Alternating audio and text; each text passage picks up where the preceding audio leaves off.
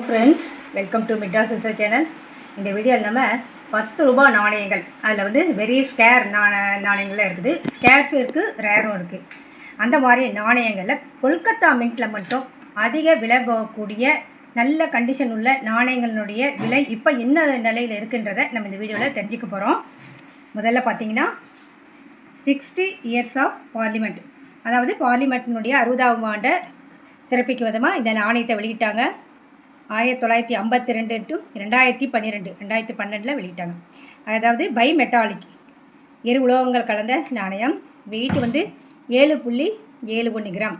என்னுடைய சைஸ் பார்த்திங்கன்னா 27 mm.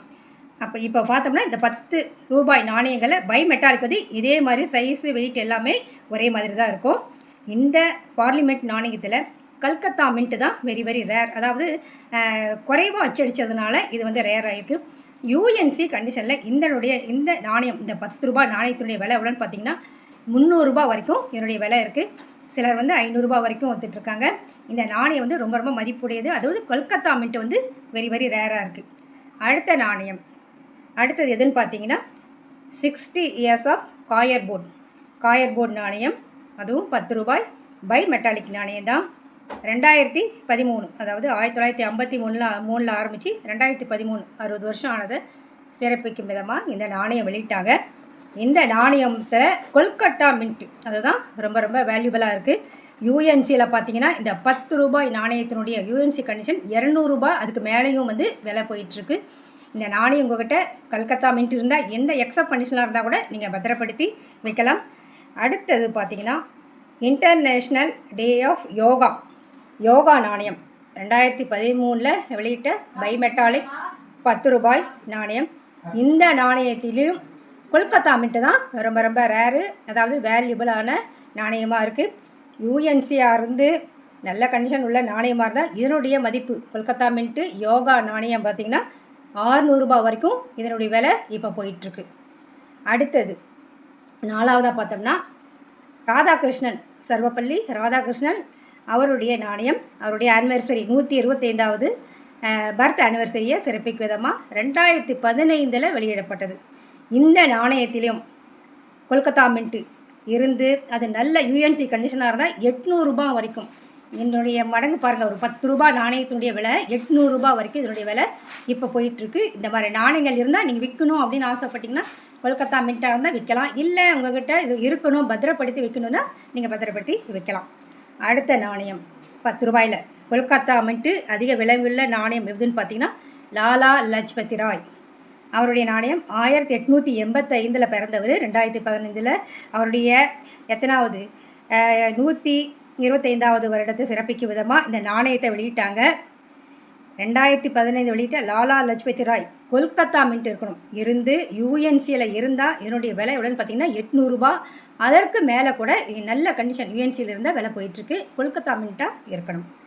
அடுத்த நாணயம் centenary years of Banaras Hindu University. Banaras, Varanasi, Kashi எல்லாம் ஒரே ஊர் தான். அதை பனாரஸ் ஹிந்து யூனிவர்சிட்டியினுடைய சிறப்பிக்கும் விதமாக 2016 வெளியிடப்பட்ட 10 ரூபாய் பை மெட்டாலிக் நாணயம். அது ஒரு பக்கத்தில் பார்த்திங்கன்னா அசோக சின்னமுக்கும் அடுத்த பக்கம் பார்த்திங்கன்னா ஓம்னு எழுதியிருப்பாங்க. ஓம்ன்ற ஒரு வரைபடம் வந்து இருக்கும், அதுவே அதனுடைய சிறப்பு, அந்த வரைபடம் இருக்கும். இதுவும் பை மெட்டாலிக் தான். இந்த நாணயத்தில் கல்கத்தா மின்ட்டாக இருக்கணும். கல்கத்தா மின்ட்டாக இருந்து யூஎன்சி நாணயமாக இருந்தால் இதனுடைய விலை 1000 ரூபாய், அதற்கு மேல் 1000 ரூபாய் வரைக்கும் இதனுடைய விலை போயிட்டுருக்கு. கொல்கத்தா மின்ட்டு யூஎன்சி கண்டிஷனில் இருக்கும். அப்போ எக்ஸப்ட்னா எப்படின்னு போயிருக்குன்னு உங்களுக்கே தெரியும். காயினுடைய கண்டிஷனை பொறுத்து தான் விலை அமையும். அப்புறம் ரேரிட்டினா எந்த மின்ட்டில் வந்து குறைவாக வச்சுட்டாங்களோ அந்த நாணயம் வந்து ரேரான நாணயமாக நம்ம எடுத்துக்கிறோம். அடுத்த நாணயம் எதுன்னு பார்த்தீங்கன்னா மகாராணா பிரதாப் 10 ரூபாய் நாணயம்.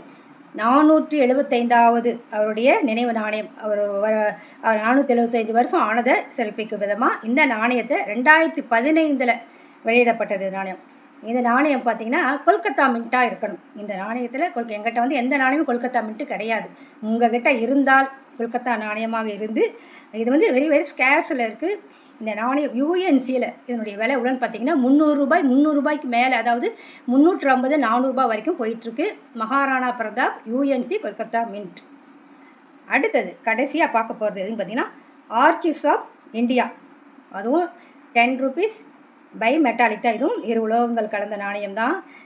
125 வருடம் ஆனதை சிறப்பிக்கும் விதமாக, அதாவது 1991லேருந்து 2016, இது 2016 தான் இந்த நாணயத்தை வந்து வெளியிட்டாங்க, இந்த நினைவு நாணயம்.